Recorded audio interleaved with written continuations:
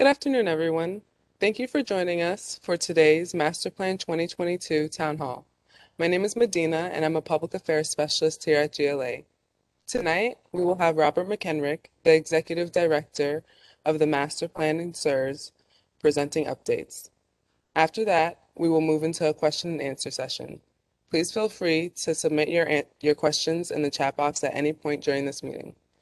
Please rise for the Pledge of Allegiance. I pledge allegiance to the flag of the United States of America and to the republic for which it stands, one nation, under God, indivisible, with liberty and justice for all. Excuse me. We'll actually have opening remarks from Dr. Braverman, and then we'll move into a presentation from Mac. Okay, thank you, Medina. Good afternoon, everybody. Thanks for joining us today. The focus of today is to go over the elements of the Master Plan 2022 draft that is loaded onto the Federal Register and available on our websites here at West LA. So before we do that, just want to always take the opportunity to provide a couple of updates. The first being COVID related. With the approval of booster vaccinations for Johnson & Johnson vaccine, as well as the Moderna vaccine and previously the Pfizer vaccine, we're now recommending that people who got Johnson & Johnson or the Janssen vaccine in our whether they got it from us or from someone else, that they can come here and get a booster immediately as long as they're more than 2 months out from that Johnson & Johnson vaccine. Our recommendation is that they get the Pfizer vaccine as a booster versus just the Johnson & Johnson. So that's a recommendation for everyone who is 2 or more months out from the Johnson & Johnson vaccine.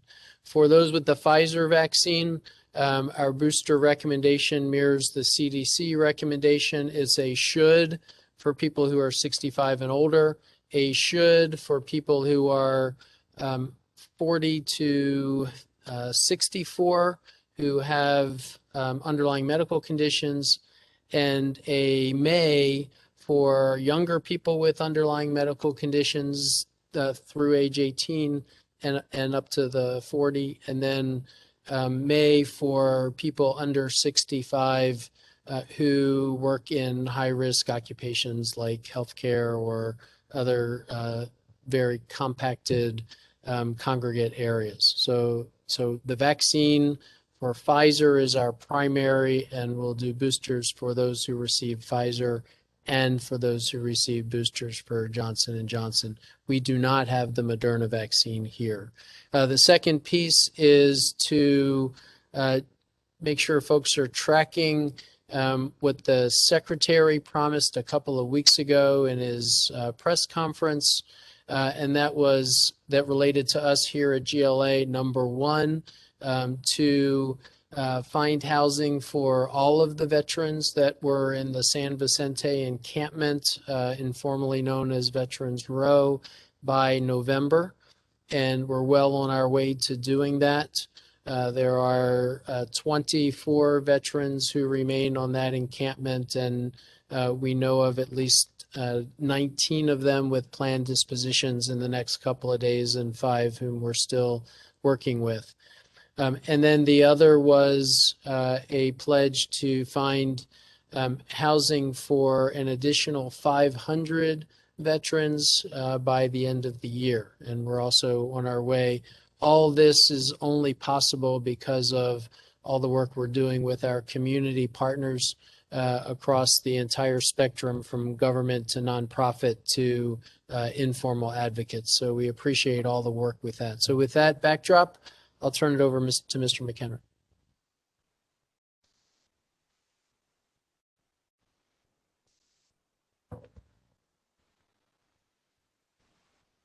Thank you, sir. Welcome, everyone. We'll get through a agenda as quickly as we can here, but want to give more detail than we've been doing previously to share some information about the Master Plan 2022 draft that is out on the Federal Register site. So next slide. This is our quick agenda here. We'll talk about the Federal Register notice here, and then we'll revisit it at the end of the briefing here, and then we'll take questions and provide answers. So that'll show you where and how you can engage with the Federal Register. And then we'll go over the specific 6 sections in the Master Plan 2022 draft that is accessible through the Federal Register. Okay, next slide. So our standard background overview slide. Draft Master Plan had a vision of 1,200 units of permanent supportive housing, along with a broad array of veteran-focused services and modernized healthcare. This is the first update, and coming out of the commitment in the Draft Master Plan for an update every 3 to 5 years. The West LA Leasing Act also has some oversight in it with the OIG periodic audits, and then the Community Veteran Oversight and Engagement Board, our federal advisory committee, the VCOEB, they are fully engaged as well. Master Plan 2022 really wanted to focus on 3 things as we move forward from the draft master plan: solidifying accomplishments to date, really showing a path for the community plan forward, and talking about some constraints and opportunities, and then a path forward, identifying strategic options. Some of the decisions we make now will either open up opportunities or close off some opportunities in the future. When we talk about circulation on the campus and which buildings are used how, and maybe even the removal of a building or so. Next slide. This is our process here with the Master Plan 2022 update. You can see the tasks that are checked off there in Task 1 and Task 2. We have a couple tasks checked off in Task 5. That's the Federal Register process that we're in right now. We still continue to refine the concepts in the Master Plan 2022 based on feedback that we're receiving. And that, not all feedback results in something that turns out to be plausible, but some things are obvious, and those adaptations can be made, and those will be incorporated in the final document that will be sent forward. We're evaluating the feedback as it comes in. We've had seven Federal Register comments received, and of course we had 87 comments received on our West LA draftmasterplan.org site before we opened up the Federal Register for 60 days of comment. All the comments in the Federal Register are due in by December 17th, meaning on or before December 17th. The site will be closed down on the 18th, and there's no guarantee that any comments on the 18th will make it in. And we're targeting to get that master plan draft into a final form for submission in the concurrence process, which goes from here through the VISN, through a bunch of other offices up at headquarters, and makes its way to the Secretary for signature. That concurrence process we're targeting to start on or about January 7th. Next slide. When you go to the Federal Register, and the site is up there on top, www.federalregister.gov, and I'm reading things for those that have joined us by phone versus having a visual capability and can't see the slides. But when you go to that site, there's a search bar at the bottom. It says Find Federal Register Documents. You type in the number of this document, which is 2021-22642. You type that in and hit the search button. It'll bring this up right away. And these slides will be posted, so you'll have access to download these slides later. But the document number for our notice is 2021-22642. You go right there and you select that document. Next slide. And it takes you to this page where it talks about what's posted on the Federal Registry. It gives you a summary, talks about the dates, how long it'll be open. And there's a green button at the top that says Submit a Formal Comment. Of course, you can go to see all the documents, and and review them, and it shows you the link in there to where you can go see the documents. And that link takes you to our West LA draftmasterplan.org site, which many of you are familiar with this, know that website here at West LA, and we'll show you some of that later on. But remembering that the draft master plan or the master plan draft 2022 is open for a 60-day period. And we have a link on our website where you're looking at the documents to come right back here to submit your formal comment. So they're linked forwards and backwards, so hopefully folks don't get misdirected in the middle trying to find things. Next slide. So moving away from the administrative into some of the master plan breakdown information. So you can see there are 6 sections in the document itself, the master plan 2022 draft. There's 3 appendices. If you add all those together, you come up with about 600 pages. I would point out the key appendix to me is Appendix C, the West LA VA North Campus Community Plan, and that's a draft community plan that we've incorporated, and that is really driving the focus of the construction effort, the 3 buildings that are under construction now, and the probably 7 to 8 buildings, parking lots, and field that are set to be turned over within the next year and a half. So next slide.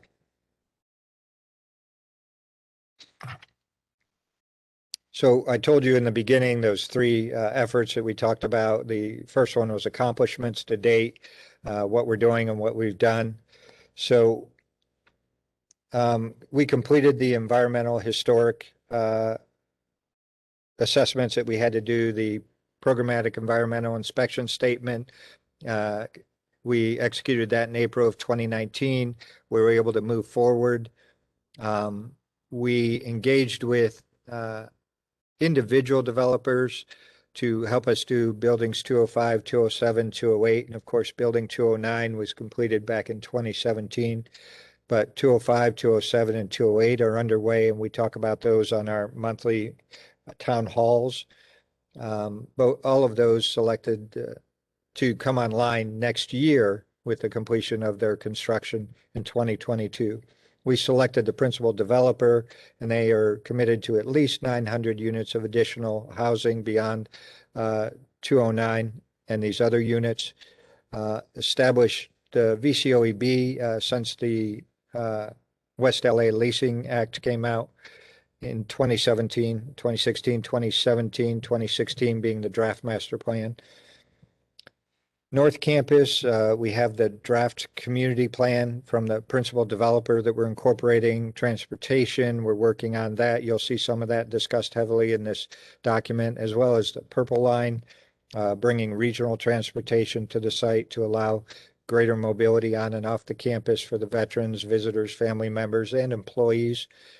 South Campus moving forward with the kitchen, a replacement critical care center, hospital, central utility plant, consolidated research center or facility so that we can move out of some of the research buildings on the North Campus and give those over for housing.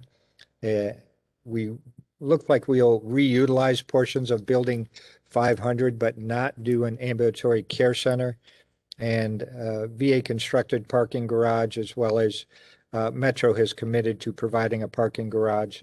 And the parking garages would be all for veterans, their family members, loved ones visiting them on the campus, and for employees, but no one using Metro and not having business on the campus would be using the parking lots.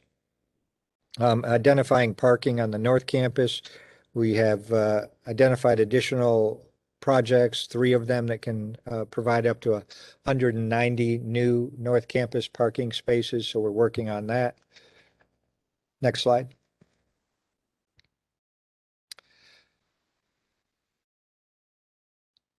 So I'll point out here, if I haven't pointed it out on each of the pages thus far, but somewhere on the top of the page or in different subheadings on a page, you might find multiple references to a page. So this says page 16, PG.16 at the top. So that means in the master plan 2022 draft document, you can go to page 16 and read more about what I'm showing on these slides. So I tried to reference the location in the master plan draft document where you can see the material we're talking about in brevity here, but want to give you a link back to the document and help you put those things together. So just looking at this, a vibrant community, we know that's been our goal all along, with robust support and services, transparency and accountability in our land use, and complying with the West LA Leasing Act. And we have audits by the Office of the Inspector General, and they want us to transition some properties to a different form of land use. And they've called out a few. I believe one was not veteran-centric enough previously. So we work through that with our attorneys in VA and the OIG attorneys to try and do exactly what's right there and what meets the need of the veterans. Developing a variety of high-quality supportive housing. That's all of the EUL, but we also have transitional housing. We have the low barrier to entry, CTRS, but really focusing in the master plan on not only just a large volume, the 1,200 of permanent supportive housing, but all of those other pieces, which are CLCs, how we can do some different things in the community living centers, our nursing facilities, as well as our domiciliary, and really driving out what is the best service to the veterans and pushing the envelope of what we do in VA and trying to be a center of excellence in different ways when it comes to homeless and housing and some other care areas where it's critical that we figure out better ways to do things through pilots. Interconnect the campus to operations in real time with viable offsite resources. We have quite a community on the western side of us with lots of services. The east side, there's a great community on the other side of 405, but getting across 405 as a corridor is a bit of a challenge. Optimizing the site, maintaining its legacy as a soldier's home, so bringing back the housing and the other services that are wrapped around that, and create a safe and stable environment that's sustainable on campus. Next slide. So here on page 22, we'll slide into really a brevity or review of some of the housing demand programs and services, and not wanting to provide everything in here or everything we've seen or reviewed in the master plan draft, but pointing to the other resources that are out there that we've relied upon. So just looking across this, there's approximately 1.4 million veterans in our service area. You can see it goes up to San Luis Obispo County. It goes out to Kern County, down to Santa Barbara, Ventura, and then back into LA County, in East LA and San Gabriel Valley being our eastern and southern borders in those areas. LA County veteran population is about 1.3 of all veterans in the nation, so very dense population in LA County, veterans overall. Approximately 4,260 veterans across all 5 counties experienced homelessness during the 2020 PIT count.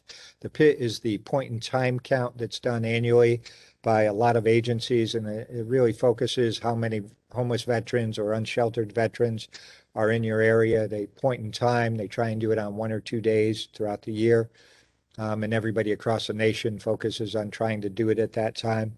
We didn't do it in 2021 because of COVID. I think there were very few places around the country that did it. Most just relied on their 2020. So that's the most current data we have. And VA embraces the concept of housing as health within the housing first model. So understanding that we need to get people into housing or sheltering in any way we can right away so that they can start to deal with their health and welfare and other issues and stabilize themselves, and then do all the other things necessary to progress to, either the next stage into bridge housing or transitional housing or right to permanent supportive housing if they're able to get there. Next slide.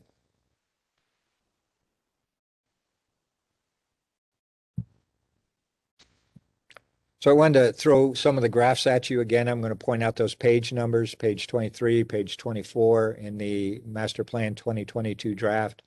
You can see some of the comparisons there. There's some good data and information that we're trying to point out to folks.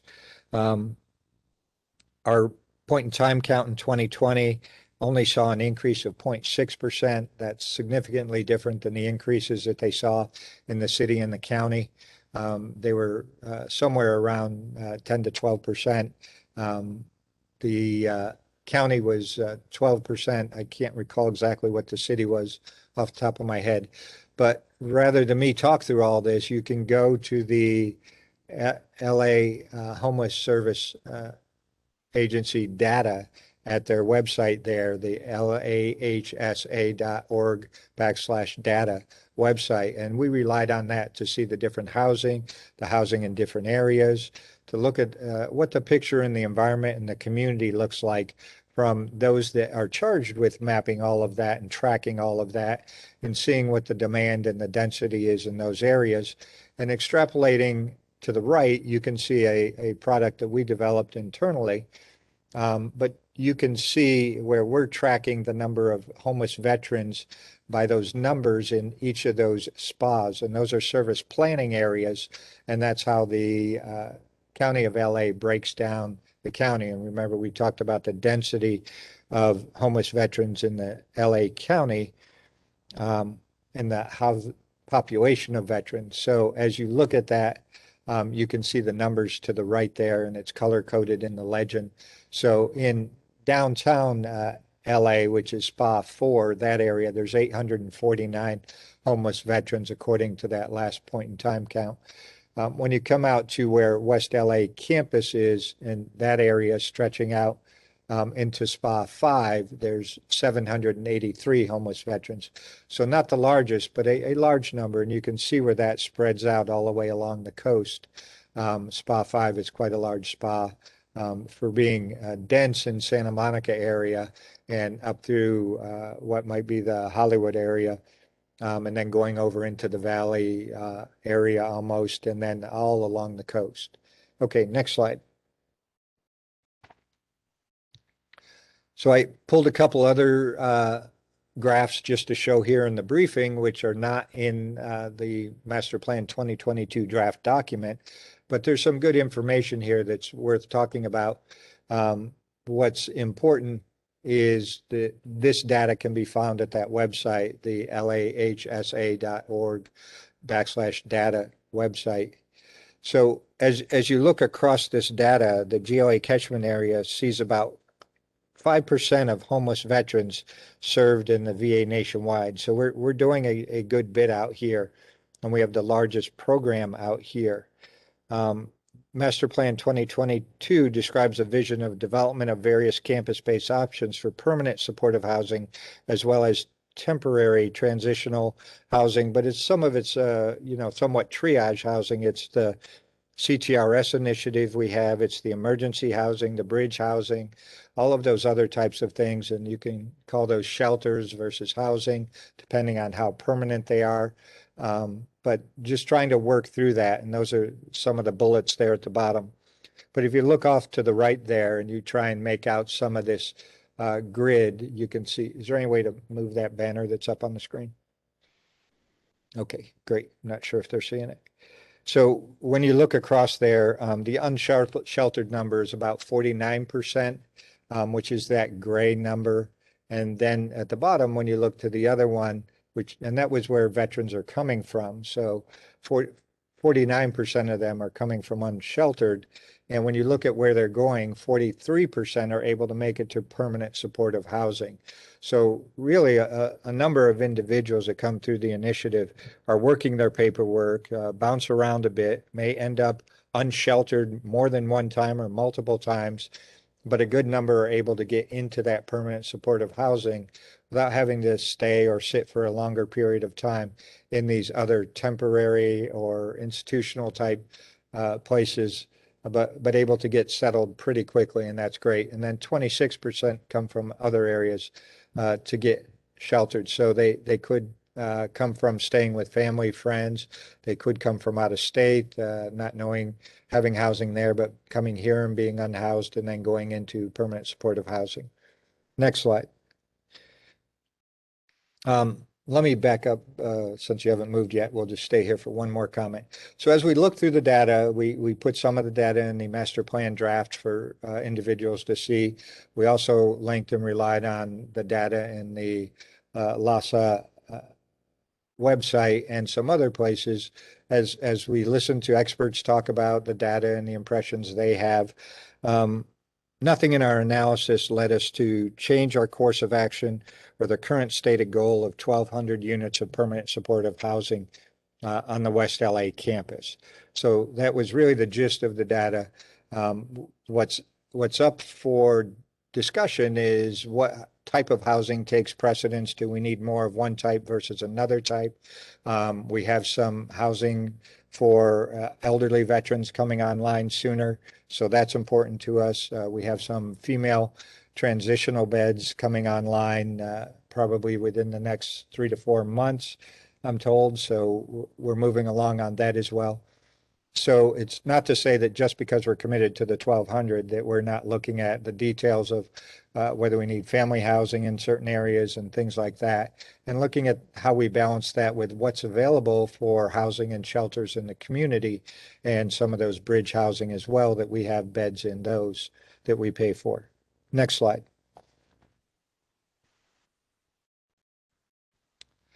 So now we slide into on page 26 and page 27 through 37, trying to talk about the demand, the programs, the services, what we're doing. We have the largest community engagement reintegration service. That's our homeless service here. They have an annual budget of approximately $150 million. Right now they have about 450 employees in the service program, and they run all the different programs you see listed there on the right. It includes emergency bridge services, bridge shelters. We have a bridge home. A bridge home is the name of it. It's the two side-by-side sprung structures for 100 beds of congregate living on the campus here. We have the Welcome Center and a bunch of different programs. We have safe parking here, and we're probably all familiar with the CTRS initiative. It's a picture on the left there of the first 3 tiny shelters that have come in. And tomorrow morning, we're going to receive 25 more shelters. It's through individual not corporation, a community group that is going to hold ownership, and we're going to place them here. And that's how we're doing all of these, so we don't have to battle with the donation issue. So we're working through that, but job opportunities as well through our programs on the right there. Community-based employment services, as well as some of the hiring we do through VA, through the transitional work program. So good opportunities. Next slide.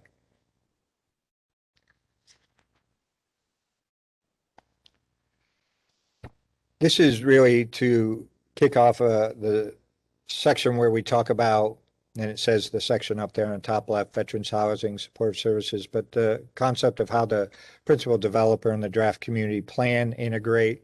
And you can see this diagram, and it's for phasing references, and the black lines were made in the above as a sample. So we're just pointing out some of the locations of some of the things and how the phasing works out. And there's a phasing section in the back part of the master plan 2022 draft, but there's also phasing discussed in the draft community plan. So I'll point that out. Next slide. On page 50, 52, and 53, and 55, it talks about community engagements, the different things that have been done, environmental assessment, the programmatic environmental impact statement. We did a public hearing, and we did enhanced use lease discussions for buildings 205, 208, and 209. We did a master plan 2022 public participation. We've had several. This is our 4th series of town halls. So by the end of today, we'll have completed 8 individual town halls. And we have another one set, I believe it's the 18th of November.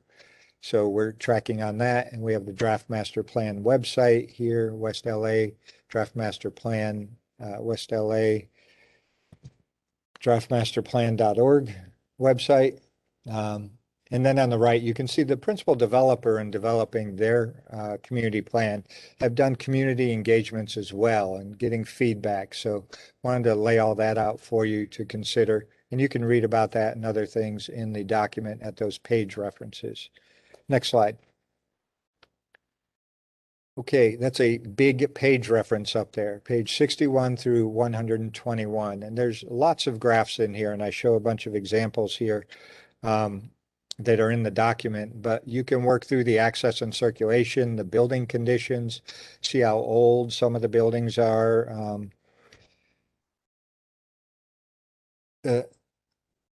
And see the quality of the buildings, the historical condition of the campus. That really is a benefit, but it's also a hindrance in a little bit because it's a historical district. So we have to be careful how much we change it, how we change it, and where we keep those historical buildings. Talking about moving a few of them around, the Hoover's Barracks and the trolley station. Access and circulation, you can see the main corridors for mobility. West-east is great, and then that single north-south spine, that's a bit of a constriction in that we would like to have more going north and south, but of course, it's that big purple thing going left and right, which is Wilshire Boulevard, so a bit of a challenge to us, so you can see that. But a lot of opportunities there to interconnect some of those roads and make mobility better. Land use agreements, there's an area where they talk about those, and you can see the different land use agreements that are current under the master plan draft 2022. Now, of course, we're adding and changing things as we go along. We've added the 3 and now the 25 more tiny shelters in the CTRS area, and those are revocable licenses. But mostly we're talking about the larger leases in that area. Environmental, talking about some of the restricted areas where we had some medical waste and where we have the oil company activity in those areas. So some of the challenges geologically on the campus, and then open space where there's opportunities to do things, make more in those areas, better use of the land, and then utilities and infrastructure. And we'll just flip through that on the next slide. So we had the survey done. It took a few years, and we've had that now. We've figured out our needs and our funding for the North Campus, the portion of that's in funding request, and we're already working on upgrading some of those. We have the trunk line work for the power, the natural gas, and the communications on the North Campus. I just saw the notice where the natural gas is going to continue for the next 11 weeks. I think they're 2 weeks behind schedule, but we're tracking on that. But all of these areas where we either have to move things around, get them out of the way of the enhanced use lease developments, or we have to upgrade the trunk lines and the connections to the parcels so that they have the right amount of, whether it's, potable water, sewer connections to handle all the living units in those buildings in that area versus office buildings, storm drain runoff. We have steam in a lot of areas that we have to reroute out of their way. I don't believe any of these EULs will use steam, although there was discussion about one. So we're working on those. Next slide. So I'm going to take those questions at the end, but I appreciate the questions. We'll just work through the log at the end. But I want to move through the briefing, and then we'll get to the question and answer session. But I saw that question. Thank you. So we've talked about this in some of our other briefings, the key opportunities, the key constraints, but on page 124, you can read about that and move through that section of the master plan 2022 draft. You can see the diagram. We pulled the one diagram forward to show how we're working through those areas and what some of the things are in those areas. As you talk about things, you have something that can be a benefit, like a key opportunity is the east and west arroyos that set up like a park-like atmosphere in those areas, and they're nice to look at. But then it's a bit of a constraint because the arroyos are a little bit steep. They have bluffs. They divide the land a little bit. So what can you really do in those areas and what's reasonable?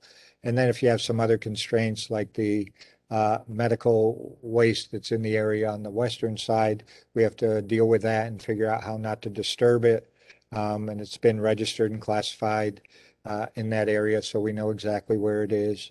But there's other things. We have the high cost of renovation of some of these historic structures because they are historic and they're in that historic zone. We talked about the connections being constraints, but there's, a subway station is coming for regional access. That'll be a benefit.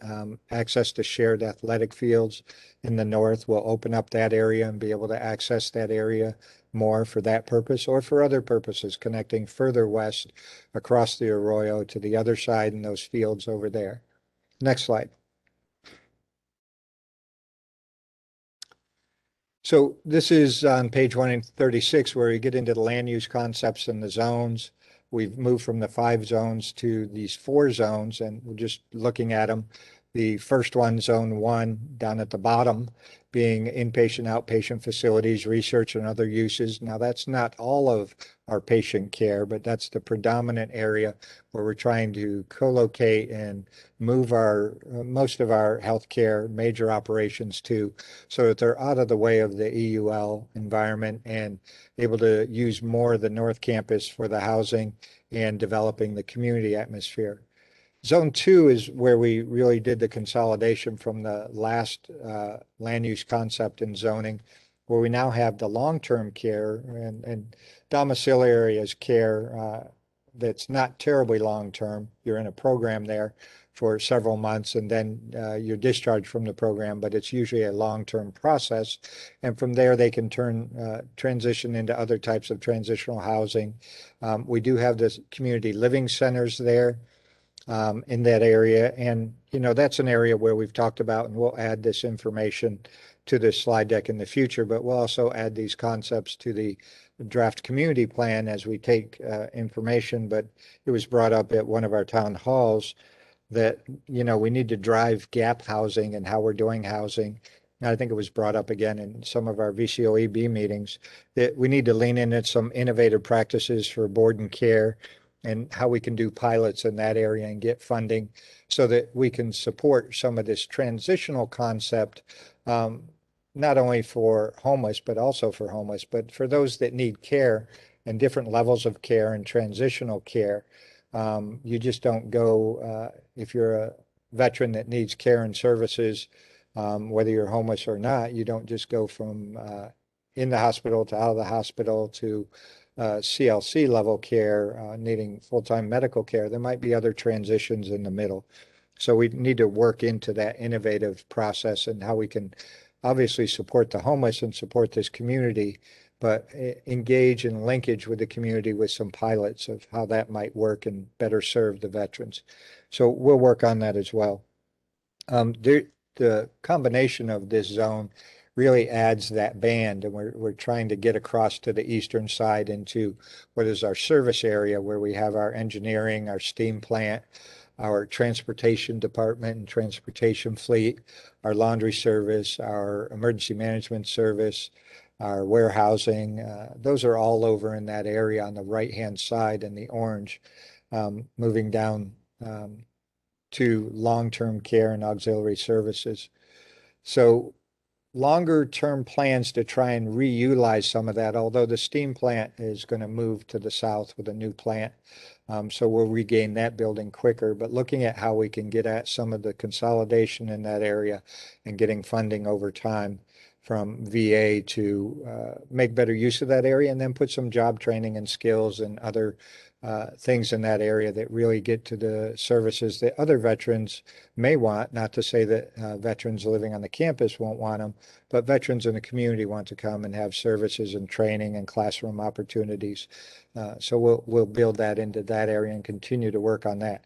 That's not a high priority for us because the highest priority is the housing and working on that and getting the unsheltered veterans into shelter or housing in any way we can. So zone 3 is what we'll talk about here in a bit, the veteran housing, community services, town hall square, those things. And zone 4 is that open green community interaction engagement area. We're trying to make sure that some of those wraparound things are around the community that they want. We have some gardens up there. We have the athletic fields. We have the fields on the western side of the Arroyo. So figuring out how to connect those. Next slide. So the image on the right, this can all be found on page 138. The image on the right is the inset of the image on the left. But the image on the right calls out by number the trolley plaza, historic depot, a town green, a clock tower, a town hall, a building, the town hall being a place where possibly services can be rendered and the veterans can have meetings and we can do other things there. Trying to work on the concept of these EULs having a little bit of mixed use space in them where we can do services in the same building that we have residential living. A restaurant contemplated in there, a restaurant on the green, and a living museum for veterans. So working through all those things. Next slide. Other plan components, looking at this goes through proposed community uses, proposed open spaces, uses, possibilities, proposed bicycle network, building that in so that folks can use bicycles and be mobile around the campus, north and south, and connecting it to regional bicycle networks. And then pedestrian network, improving that with the sidewalks, a historic walk. Talked about the green, the open green in the last slide. And then bike and pedestrian bridge across Wilshire to give more access. So that's really hard to do. We'd have to work on that. Those are some of the long-term concepts. But I talked earlier about making some decisions now that might close off options in the future or making decisions that preserve options for the future. And that's some of the things we're looking at. Okay, next slide. So just a slide, page 184, that talks about the initial phase. And then we have two other slides on phasing, an interim phase and then a long-term phase. So this 1 to 5 years, these are some of the things under construction, design and development, some of those things.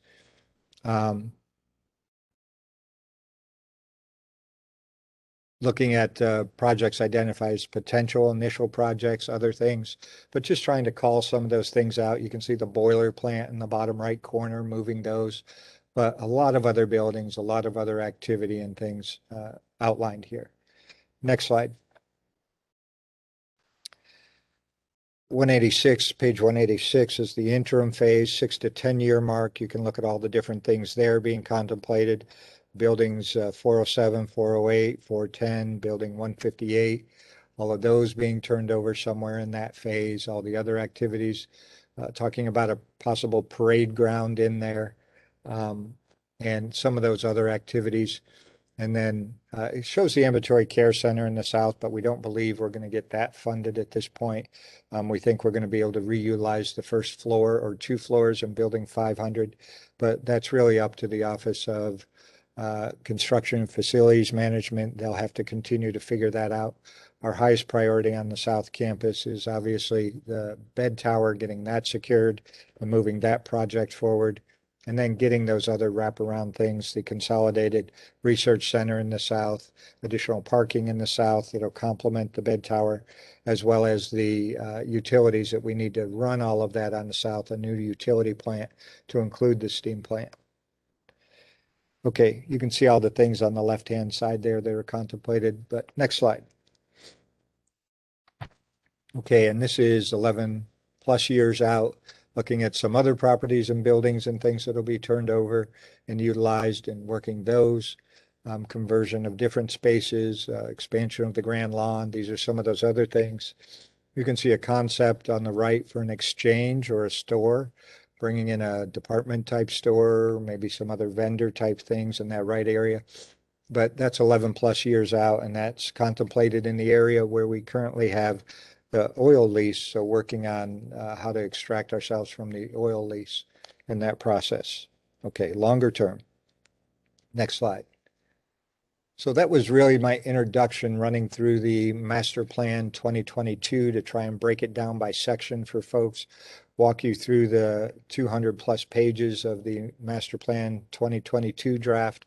But, you know, looking at the appendices and the other documents that are attached, that gets you up over 600 pages. So there's lots of information out there. Have our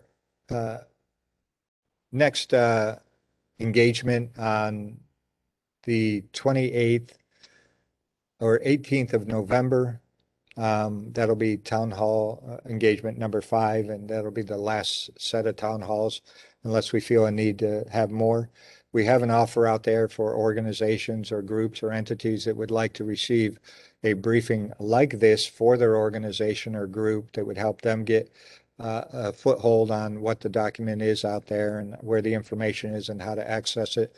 We call those forums, and we have several weeks there, completing this week, but then reaching out into November, and then November and early December with 2 more weeks. And we can do pretty much 3 different sessions a day, Monday through Friday, each of those weeks. So there's probably 30 sessions, 34, 35 sessions left at this point, if individuals want to try and set that up with their group and then coordinate with us for a briefing like this. And then our final target date to start the concurrence process was the 7th of January. Next slide. So this is really what you see when you go to the Federal Register. We talked about that number. This is the same slide you saw before, that when you get to this site, if you type in the document number 2021-22641 and hit search, it'll take you right to our document. You hit that. Next slide. And when you get to that document and then you hit the West LA draftmasterplan.org website, it takes you to our website. And you can see the banner there. Click either place to visit the Master Plan 2022 documents. You'll see a page that comes up like the one on the right that says Draft Master Plan. You scroll down and you can see you can download all of these documents. The appendices are there. And we also have access to a lot of other documents related to this that we've been talking about and using up to this point. You can go into other areas of this web page and see there's a Master Plan 2022 tab. If you go in there, there's additional information and documents. But there's also a link at the bottom of this page on the right below those download areas that are highlighted in yellow. You can click that link where it says click here, and it'll take you back to the Federal Register page where you can click the button to enter your input or provide your feedback. So we gave you a link there, and now we're giving you a link back. Next page. And that's really what that says. Click here to view the Federal Register notice on to provide public comment. And that's where we would prefer you go back to provide your comment. Next slide.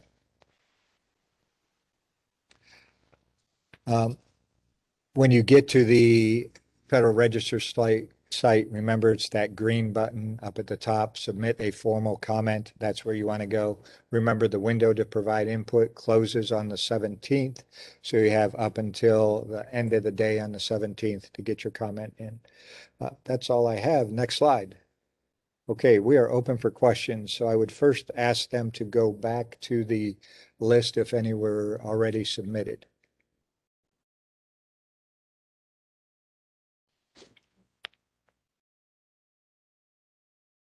So who is the prime contractor for the project? So it's the principal developer, the West LA Collective. And I think Brian is on, so I want each entity to answer their own question. So I'll let Brian answer if we can connect them. Hi, Mac. Good evening. I think we've got you. Yes, can you hear me? Yes, we can. Go ahead. Okay, so I think the question was who is the prime contractor? So the West Los Angeles Veterans Collective is a partnership between Century Housing Corporation, US Vets, and Thomas Safran and Associates. And we were selected by the VA in November of 2018 to serve as the principal developer for the housing community on the North Campus. So I hope that answers that particular question.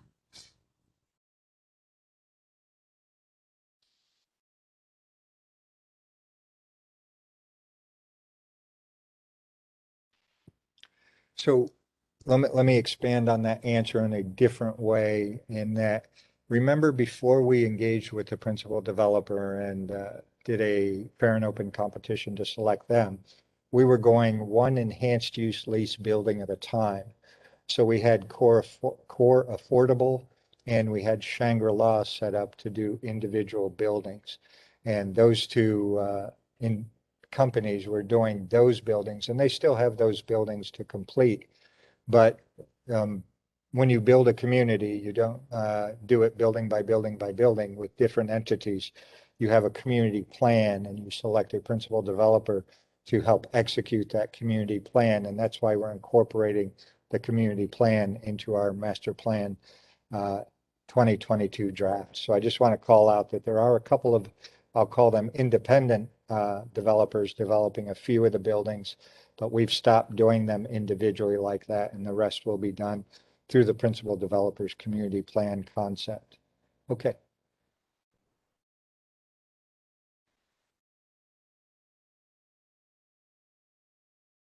So how many, we're talking about the set-asides in this question. How many SDVOS BSs are involved in this project? Is that correct? Is there a way to open up the question for the person asking it?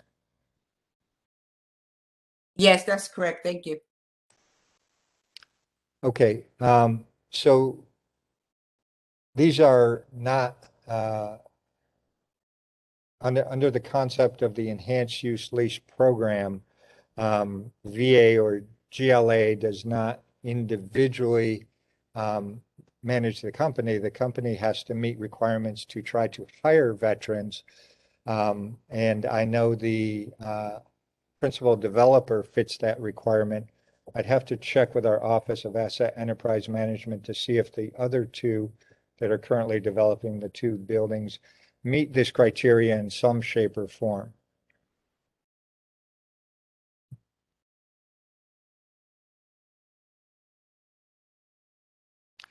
So do we have anyone on from the Office of Asset Enterprise Management?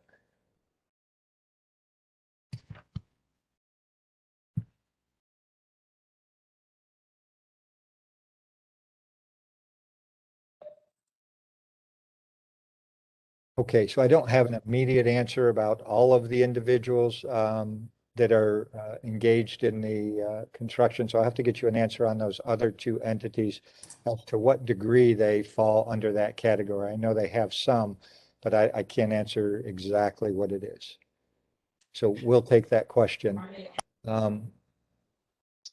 Okay. Hi, Mac. I apologize for the late interruption. This is Lori Moore. I will take these questions back to the team and get some answers for you. Okay, great. Thank you. Where are we at? Okay. EULs, are they FPS that were veterans? RFPS, I don't understand what you mean by the acronym.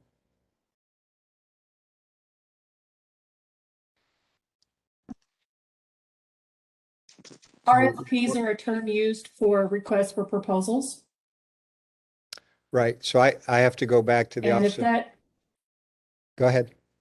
I'm sorry, if that is the question, yes, there was an RFP sent out and there was a competitive process that was put forward to solicit for a principal developer. This is Carrie Pham from the Office of Asset Enterprise Management. Sorry, I was having technical difficulties. Just to answer the both questions that has been asked about the RFPs request.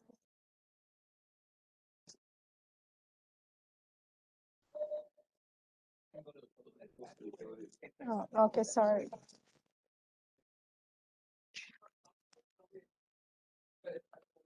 Oh, okay, so, okay. Oh.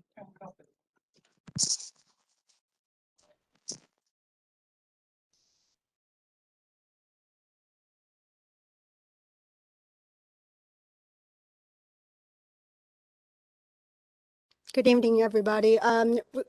Regarding the questions regarding the RFPs, basically what we went through is open a competitor process to select all the developers that's been selected for both building 205, 208, who has been Shangri-La.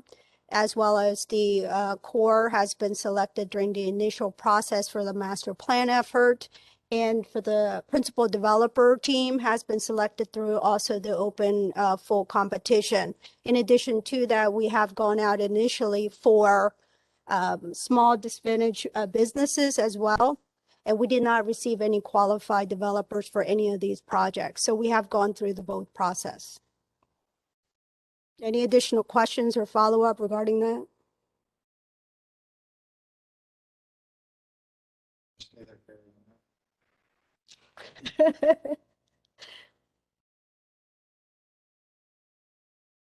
Currently, what we did was selection of the principal developer covers any new projects that is anticipated, which is a remaining of the 900 housing units out of the 1,200 that's anticipated for to meet the minimum requirement of the master plan.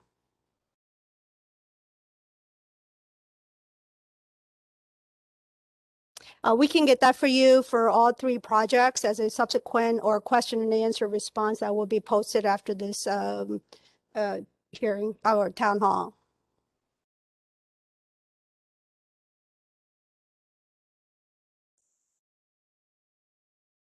Yeah, we went out for the source salt, and we will provide a link or additional information about that.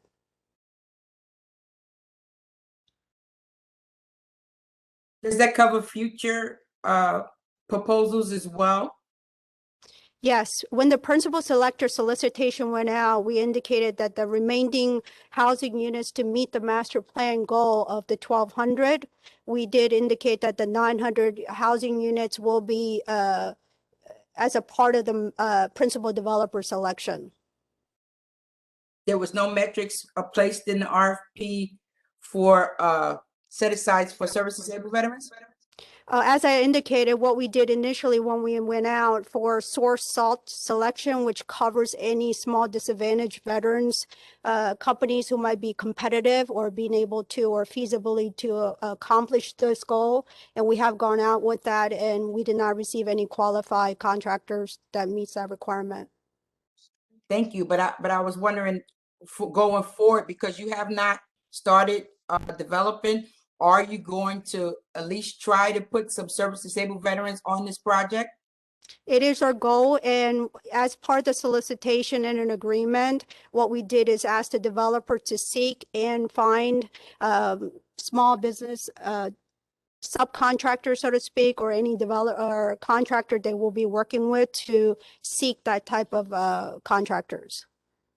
And there's a goal to be able to do that. That's good. I like to get more information about this, so thank you. You're welcome. Thank you.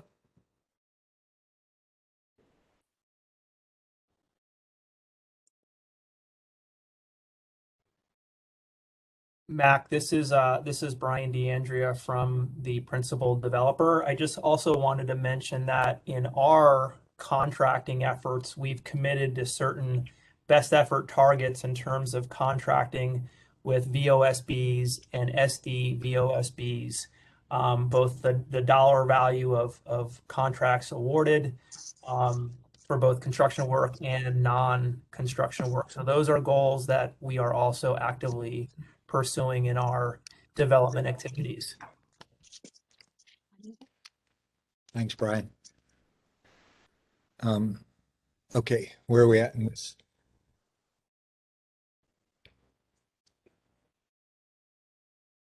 Okay, so a couple of folks have asked to have one of the form briefings, which is essentially the same briefing, to help people walk through the material, get to it, provide feedback, and then ask some questions and get answers. So we'll coordinate. We have your email. If you're in here and you are invited on our list, we have your email. So we'll reach out to you and work to settle on a date and time for those briefings. Okay, I think there were 2 or 3 of you that requested that.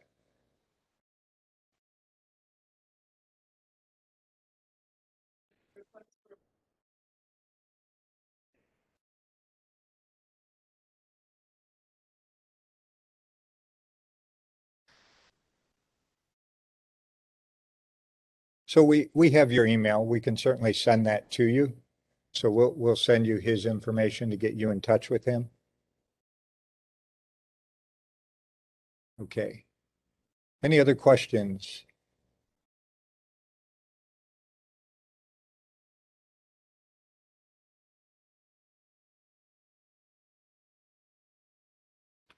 Okay, we'll wait a minute here in case people are typing.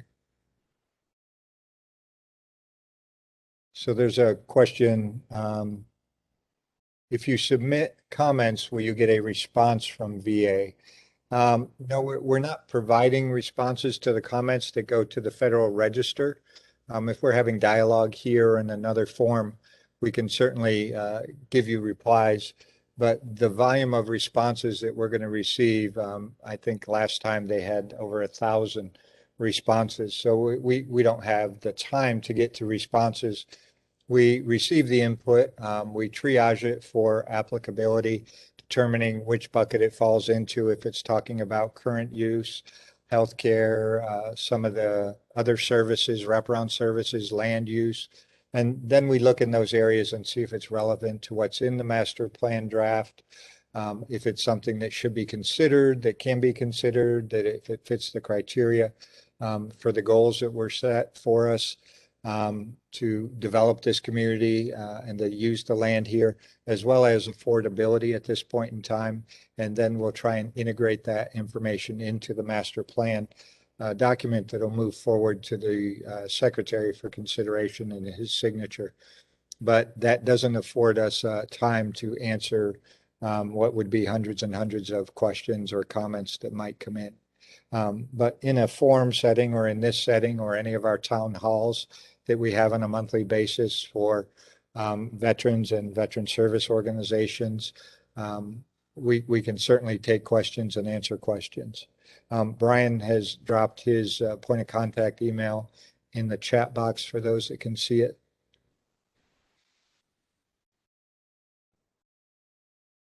Any other questions?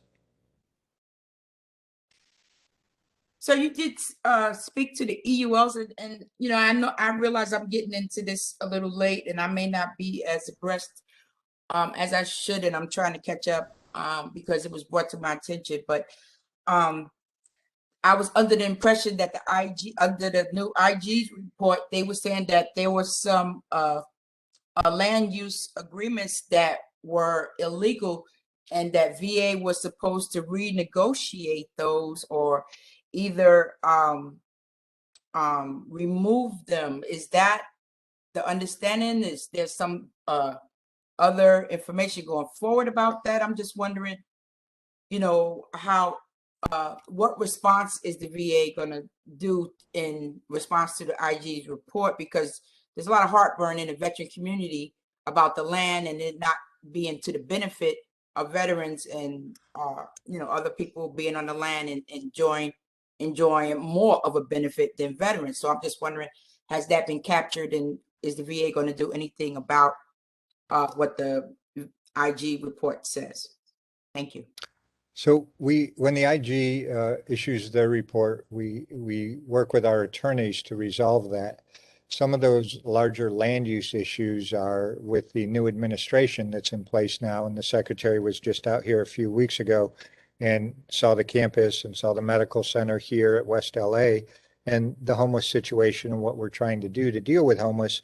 But he also saw, you know, Building 209 and those other areas under construction through the enhanced use lease program. So he knows what we're doing here, and he is now well aware of those other land use issues, which were called out by the recent IG report and the previous IG report. Some of it in this report, I think the majority of the issues they called out were just different types of land use where we used a easement where a revocable license should have been used or vice versa. One was for the ramp off 405. We obviously can't do without that ramp off 405. We need that to sustain the community as well as our medical center and access to it. Otherwise, you're going up and down the highway to get off the highway on the ramp. So we work with higher headquarters, and especially with the oil lease that is many, many years old and held through the Department of Interior. That has to be discussed between the Department of Veterans Affairs and the Department of Interior. and not us here at GLA. So we need assistance in resolving that. And the secretary is now well aware of that, as well as the other land uses that were in the report. Okay. Does that address the 6 months or longer issue on those land use agreements? I'm not sure what you mean by 6 month or longer.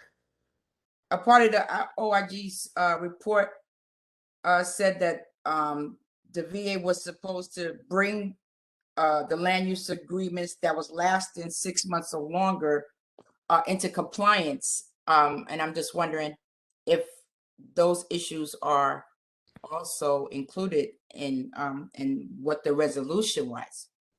Right. So that was an easy issue. We maintain a database of the revocable license leases and the other types of land use.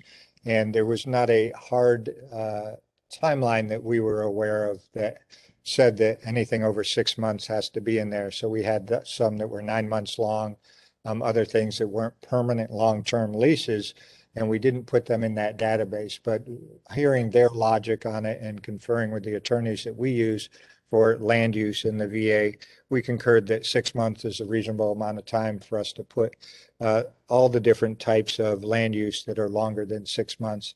And I think there were less than 3 or 4 or 5 that they called out. And those are usually veteran service organizations or other entities that want to use a building or a parking lot or something for a period of time that might be longer than 6 months, but not a 1, 2, 3, or 4 year lease.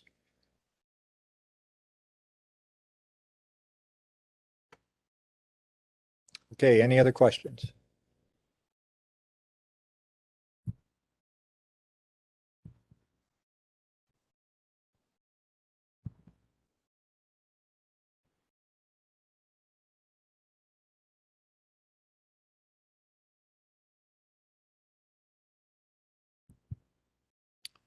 Okay, I will give you 5 minutes back. I appreciate everyone's time and interest. I encourage you to go to those websites.